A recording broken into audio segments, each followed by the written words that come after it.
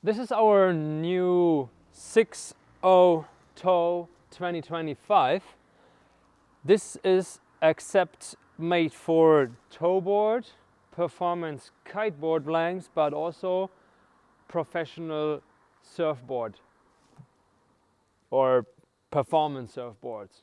So this one has a bit more rocker as well.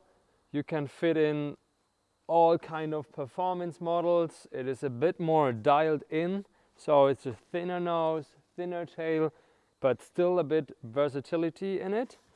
You can choose it in different densities. I would recommend for toe boards the more heavy density, for the kiteboards kind of the medium density, and then when it comes to performance shortboards for team riders, the super light density.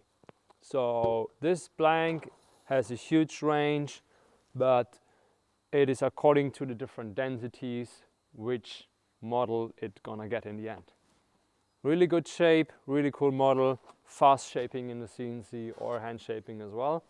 So one of our new blanks.